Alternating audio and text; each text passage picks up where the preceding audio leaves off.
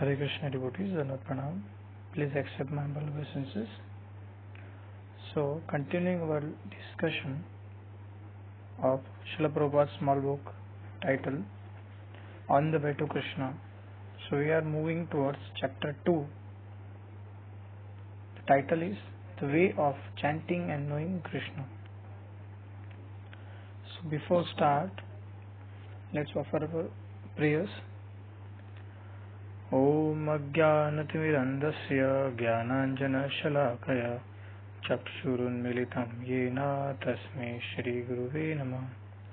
Shri Chaitanya Manovishtam Sthapitam Yena Bhutale Swayam Rupa Kada Mahyam Dadati Swapadantikam Vandeham Shri Guru Shri Yuta Padakamalam Shri Gurun Vaishnavamscha Shri Rupam Sagrajata Sahagana Raghunathan Vitam Tam Sajivam Sadvaitam Savadutam Parijana Sahitam Krishna Chaitanya Devam Shri Radha Krishna Pada Sahagana Lalita Shri Vishakhan Vidamscha He Krishna Karuna Sindhu Dinabandhu Jagatpate Gopesha Gopika Kanta Radha Kanta Namastude Tapta Kanchana Gaurangi Radhe Vrindavaneshwari Rishabhanu Sute Devi Pranamami Hari Priye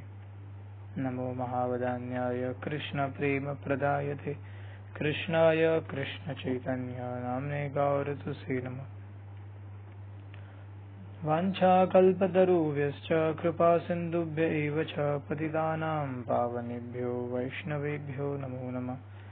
Jai Shri Krishna Chaitanya Prabhu Nityananda Shri Advaita Gadadhara Shrivasadi Gaura Bhakta Vrinda. Hare Krishna Krishna Krishna Hare Hare Hare Rama Rama Rama Hare Hare. Namo Vishnupadaya Krishna Prishtaya Bhutale Shrimate Bhaktivedanta Swaminati Namane Namaste Saraswate Deve Gauravani Pracharini Nirvishesha Shunyavadi Paschatya Deshatarini. Hare Krishna. So we are starting with chapter number 2, The Way of Chanting and Knowing Krishna. So I beg for mercy from all Vaishnavas who are hearing this audio. So please bless me that I can repeat the words of Srila Prabhupada and try to implement in my life.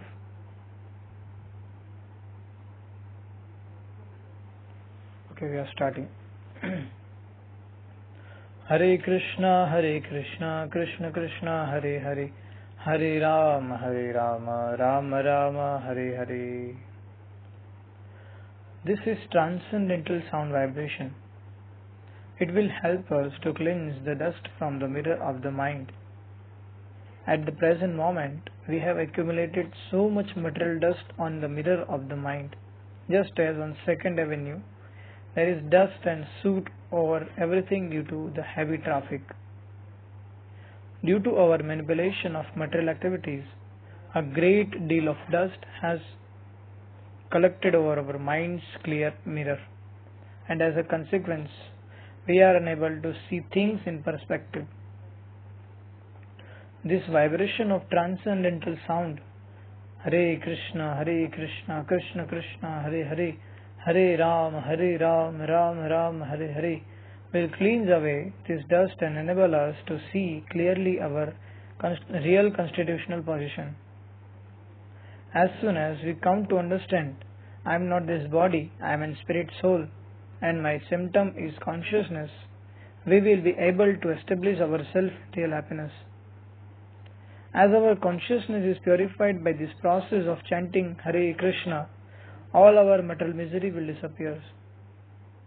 There is a fire that is blazing over this material world, and everyone is trying to extinguish it. But there is not possibility of extinguishing this fire of miseries of material nature unless we situate it in our pure consciousness, in our spiritual life. One of the purpose of Lord Krishna's descendant or appearance in this world is to extinguish the fire of material existence for all living entity by setting forth the dharma. Yada yada hi dharmasya glanirabhavati bharata abhyutthanam adharmasya tadatmanam srajamiham paritranaya sadhunam vinashaya chadushkrutam dharma samstarpanarthaya sambhavami yuge yuge.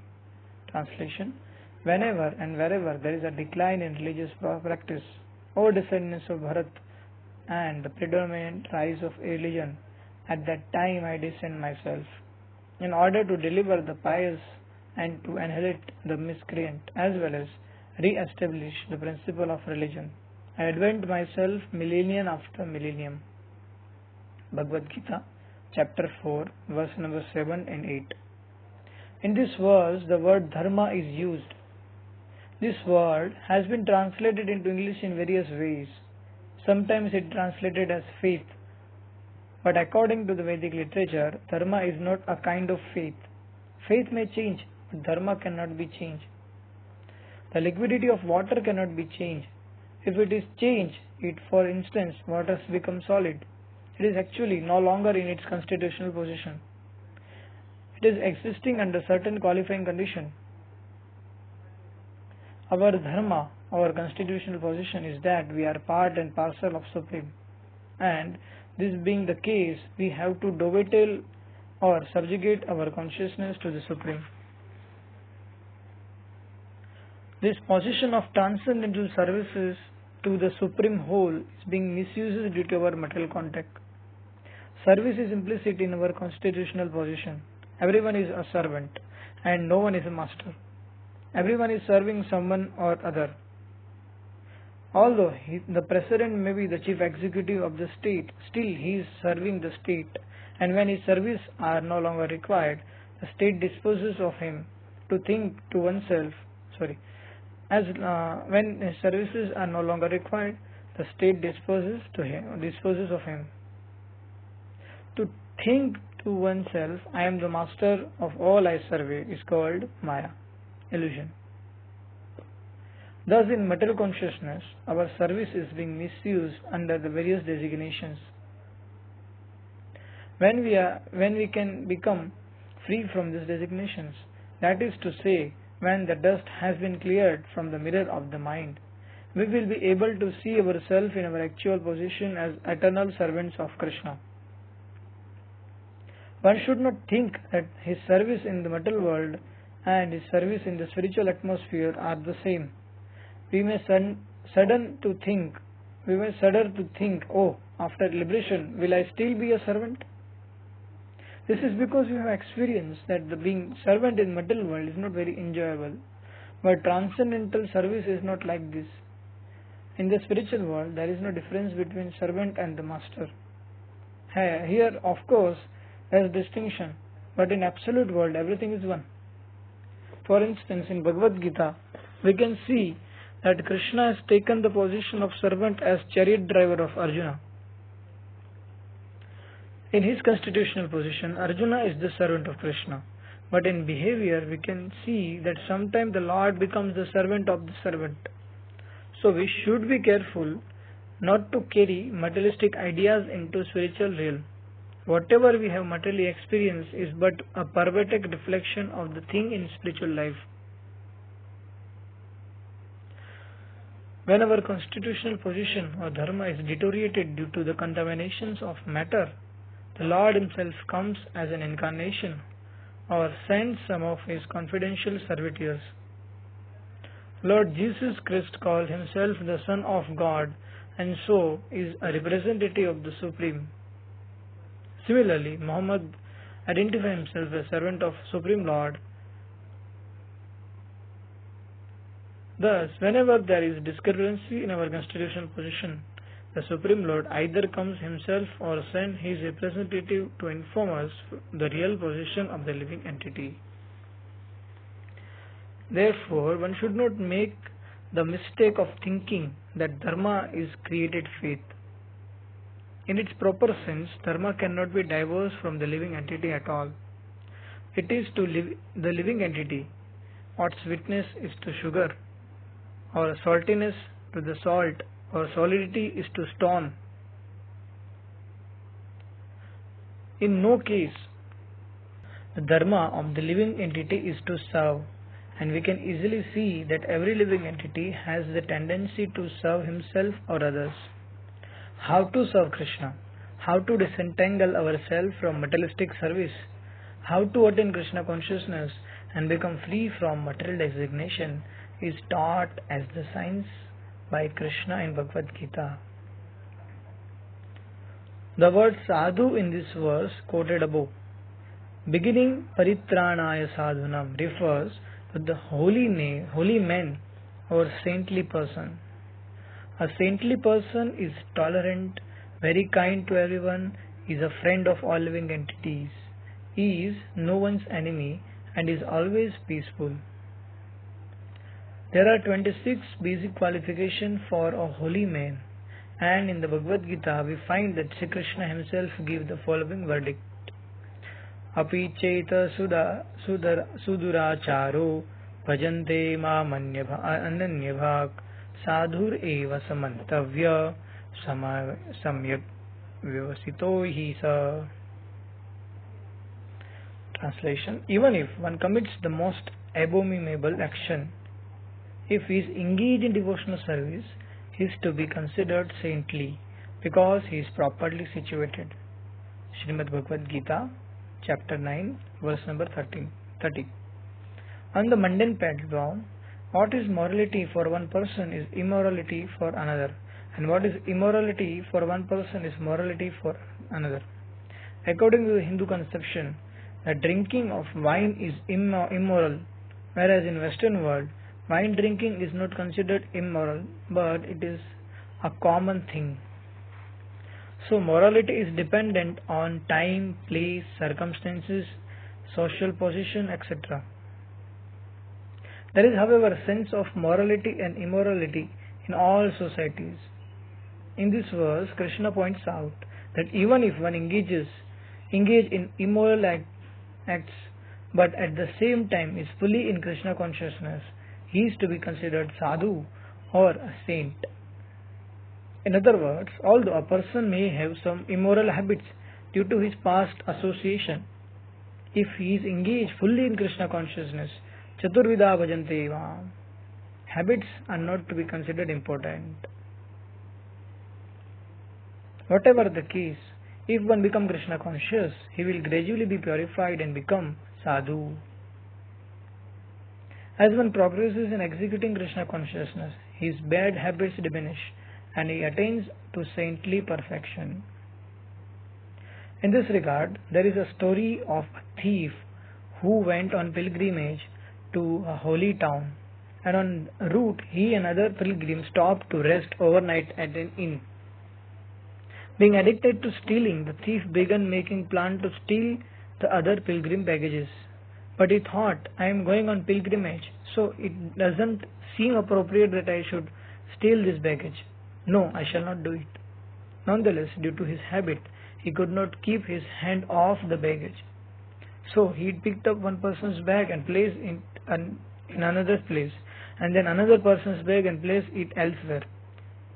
He spent all night placing different bags in different places, but his conscience bothered him so that he could not take anything from them. In the morning, when the other pilgrim awoke, they looked around for their bags and could not find them. There was great row, and eventually, one by one, they began to find bags in various places.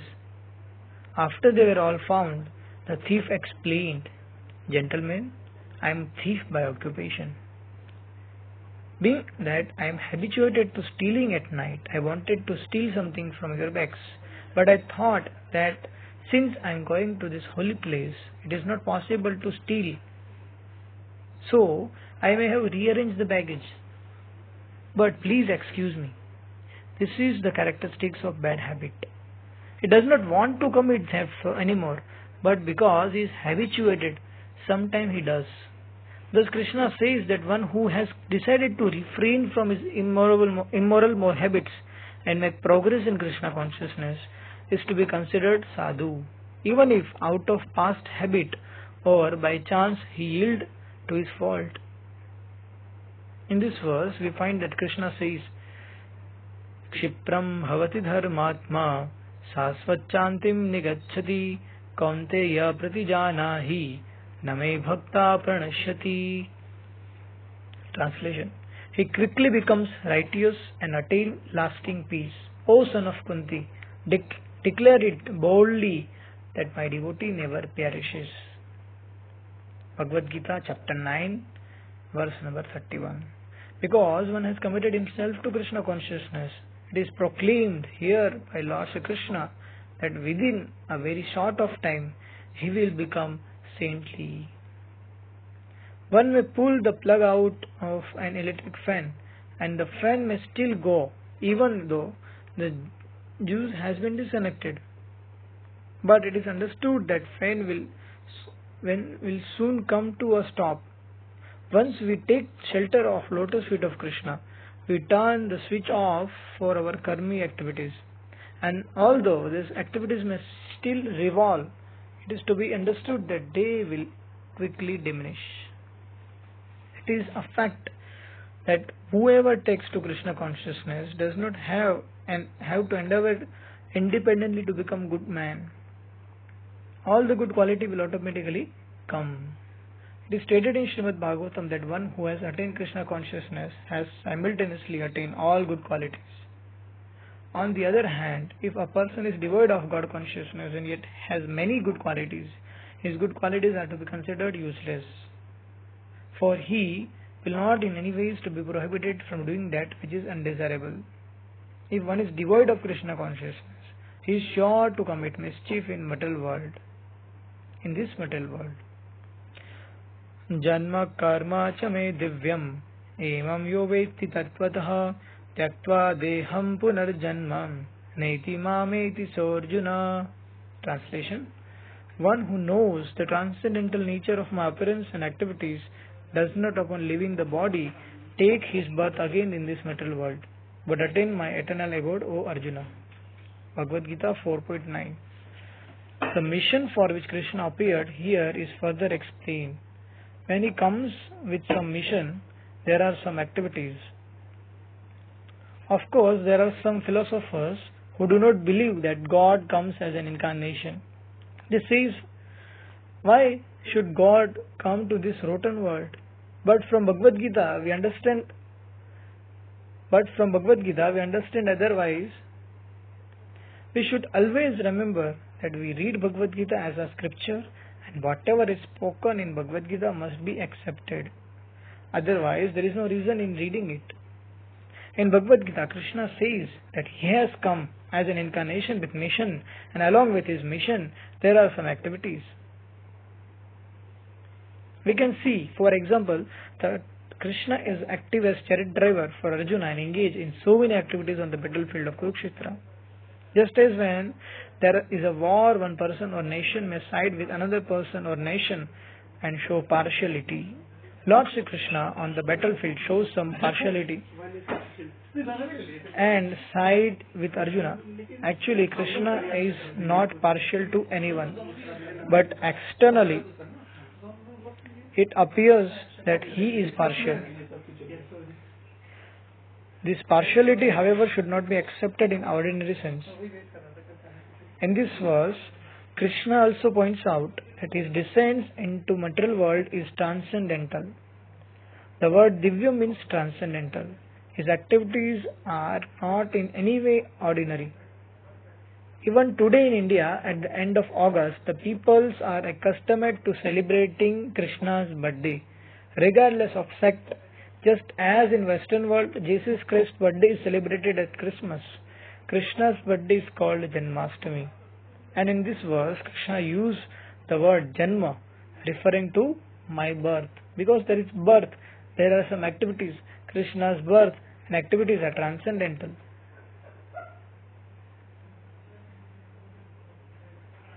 Okay, so I am reading once again. Krishna's birthday is called Janmashtami, And in this verse, Kṛṣṇa used the word Janma in referring to my birth. Because there is birth, there are some activities. Kṛṣṇa's birth and activities are transcendental, which means they are not like ordinary birth and activities. One may ask how it is that his activities are transcendental. He is born, he takes part in the battle with Arjuna. He has father by name of Vasudeva and mother Devaki and a family. What can be considered transcendental? Kṛṣṇa says, Evam yo vetti tattvataha. We must know his birth and activities in truth.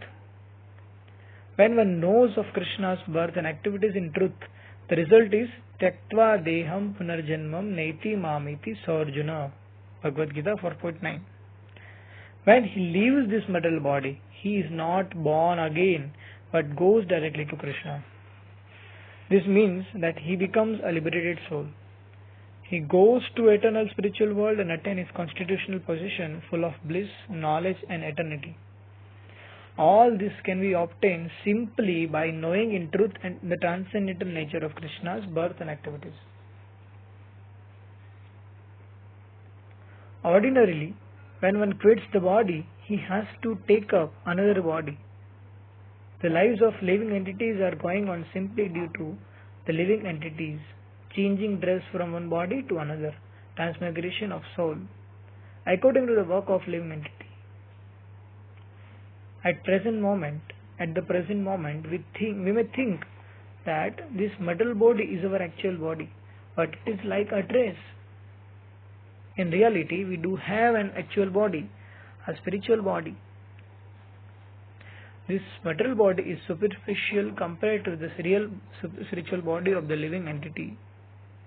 When this material body becomes old and worn out, or when it is rendered useless by some accident, we put it aside, and we might put aside a soiled or ruined suit and take up another material body. Vasam sujirnani yatha vihaya navani grinata naro parani tatha sharirani vihaya jirnani anyani sayyati navani vehi. As person put on new garment, giving up old one, similarly the soul accepts new material bodies, giving up the old and useless one. Bhagavad Gita 2.22. In the beginning, the body is the size of pea. When it grows to become baby, then child, a young boy, a youth, a grown man, an old man, and finally it becomes useless. The living entity changes into another body. The body is therefore always changing, and that is simply the ultimate change of present body. Dehi no yasmin yatha dehe kaumaram yovanam jara tatha dehantara praptir dhirastatra namuhyati. As the embodied soul continually passes in this body from boyhood to youth to old age, the soul similarly passes into another body at death. The self-realized soul is not bewildered by such change. Bhagavad Gita 2.13. Although the body is changing, the dweller within the body remains the same. Although the boy grows into manhood, the living entity within the body is not changed. It is not that the self who was there as a boy has gone away. Medical science agrees that every moment of material body is changing, just as living entity is not bewildered by this. An enlightened man is not bewildered when the body undergoes its ultimate change at death. But a person who does not understand things as they are lament, in the material condition, we are simply changing bodies all the time. That is our disease.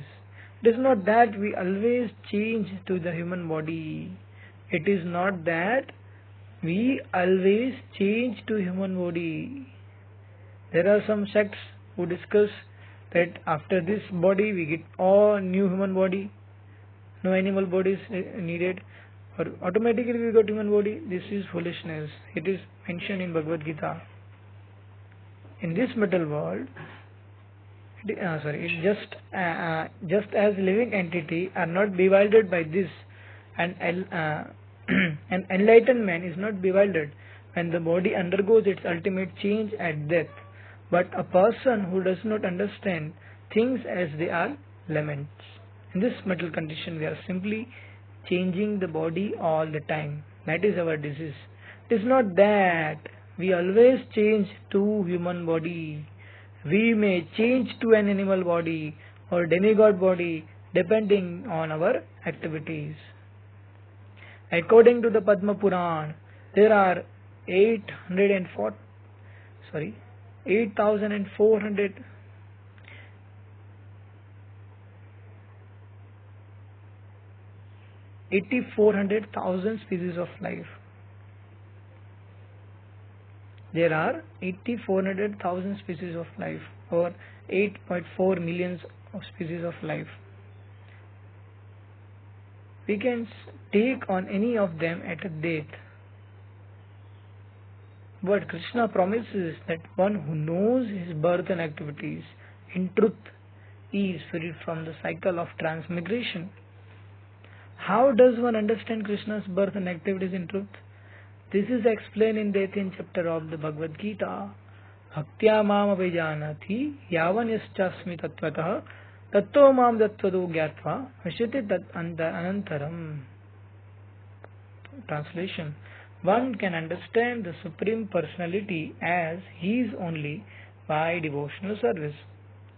And when one is in full Krishna consciousness or full consciousness of Supreme Lord by such devotion, he can enter into the kingdom of God.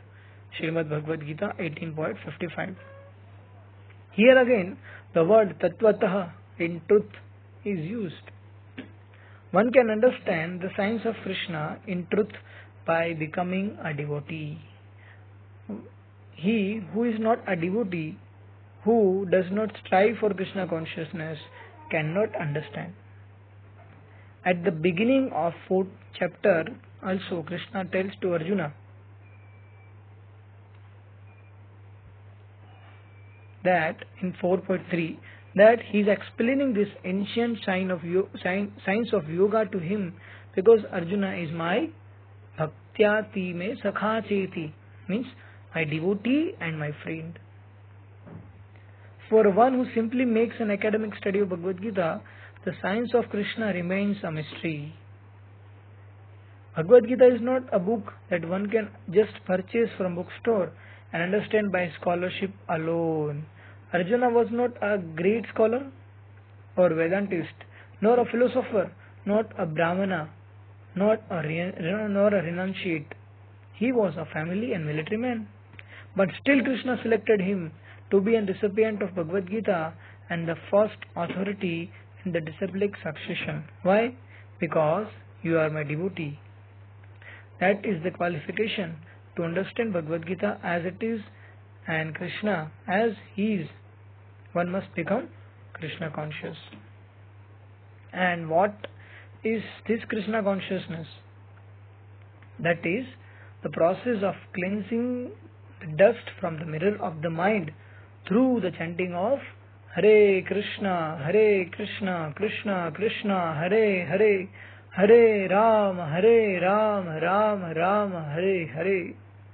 By chanting this mantra and by hearing Bhagavad Gita, we can gradually attain to Krishna consciousness. Ishvara Sarva Bhutanam. Krishna is always present within our heart. The individual soul and super soul are both sitting in the tree of the body. The individual soul is eating the fruit of the tree, and the super soul, Paramatma, is witnessing. As the individual soul begins the process of devotional service and gradually begin to develop in Krishna consciousness, the super soul who is seated within begin to help him dust all impurities from the mirror of the mind. Krishna is a friend for all saintly person. An attempt to become Krishna conscious is saintly endeavor. Shravanam Kirtanam. By chanting and hearing, one can come to understand the signs of Krishna, and thereby come to understand Krishna. And upon understanding Krishna, one can at the moment of death go immediately to his abode in the spiritual world The spiritual world is described in Bhagavad Gita. Na tadbhasrate suryo na shashanko na pavaka yadgatva na nivartante tadhamam paramam. The abode of mind is not illuminated by sun or moon, nor by electricity, nor one who reaches it never returns to this material world. Srimad Bhagavad Gita, chapter 15, verse number 6. This material world is always dark, therefore we require sun, moon and electricity. The Vedas enjoin us not to remain in this darkness, but to transfer ourselves to the world of illumination. The spiritual world, the word darkness has twofold meaning. It does not only means without light, but it means ignorance. The Supreme Lord has manifold energies. It is not that he becomes to this material world to perform activities.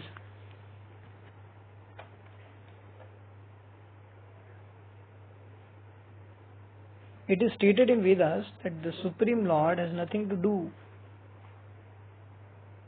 In Bhagavad Gita, Sri Kṛṣṇa also says, Name partha sikartavyam trishu lokeshu kinchana nana daptam nana vaptam avaptvam yam varta eva chakarmani. Translation: O son of Pratha, there is no work prescribed for me within all the three planetary systems, nor am I in want of anything, nor have I need to obtain anything, and yet I am engaged in the work. Srimad Bhagavad Gita, chapter 3, verse number 22. We should therefore not think that Kṛṣṇa is required to descend upon this material world and engage in so many activities. No one is equal to or greater than Kṛṣṇa, and he has all knowledge naturally. It is not that he has to undergo penances to acquire the knowledge, or that he at any time has to receive the knowledge or attain knowledge. At all time, in all conditions, he is full of knowledge. He may be speaking Bhagavad Gita to Arjuna, but at no time was he ever taught Bhagavad Gita. One who can understand that this Kṛṣṇa's position does not have to return to the cycle of birth and death in this material world. Being under the influence of illusion, we spend our lifetimes trying to make adjustment to this material atmosphere, but this is not to the purpose of human life. Human life is meant for understanding the science of Kṛṣṇa. Our material needs are these: the problems of eating, of mating, of sleeping, and of defending ourselves, and of acquiring the sense gratification. These are common both to human beings and to animals. The animals are busily engaged trying to solve these problems, and if we are also only engaged in solving them, how we are different from the animals? The human being, however, has a special qualification whereby he can develop transcendental Kṛṣṇa consciousness. But if he does not avail himself of this, he is an animal category. The defect of modern civilization is that it puts too much stress on solving these survival problems. As spiritual living beings, it is incumbent upon us to extricate ourselves from this entanglement of birth and death. We should therefore be careful not to miss the special opportunity of human life. Sri Kṛṣṇa himself comes to deliver Bhagavad Gita and to help us to become God conscious. Indeed, this very material creation is given to us to utilize for this cultivation. But if after receiving this chance and gift of human life, we do not utilize them to develop Kṛṣṇa consciousness, we shall be missing this rare opportunity. The process of cultivation is very simple: Shravanam Kirtanam, hearing and chanting. We have nothing to do other than listen, and by listening carefully, enlightenment is sure to come. Kṛṣṇa will surely help, for he is seated within. We only have to make the effort and spare a little time. We will not need anyone to ask us whether we are making progresses. We will know it automatically, just as a hungry man knows that he has been satisfied by full meal. Actually, this process of Krishna consciousness or self-realization is not very difficult. Krishna taught it to Arjuna in Bhagavad Gita, and if we understand Bhagavad Gita just as Arjuna did, we will have no problem in coming to the perfectional state. But if we try to interpret Bhagavad Gita according to our own mundane academic mentality, we will spoil it all. As stated before, this chanting of Hare Krishna is a process by which all contaminations due to material association are removed from the mirror of the mind. There is no need for external help in reviving our Krishna consciousness, for Krishna consciousness is dormant within the self. The fact it is the very quality of the self, we have only to evoke it by this process. Krishna consciousness is eternal fact. It is not doctrine or set of belief imposed by some organization. It is within all living entities, whether they be human being or animal. When Lord Chaitanya Mahaprabhu was passing through the jungle of South India some 500 years ago, he chanted Hare Krishna, and all animals, the tigers, elephants, deers, joined him in dancing to the holy names. Of course, this depends on purity of chanting. As we are progressing in chanting, the purification is sure to come. Okay, so here we have completed our chapter number 2 of On the Way to Krishna book. Title is the Chanting of Hare Krishna Mantra. Knowing and chanting of Hare Krishna Mantra. So, thank you so much for listening this audio, and please bless me that I can also follow in my life and getting test in Hare Krishna Mahamantra. Your servant Brijesh Tanaya Das.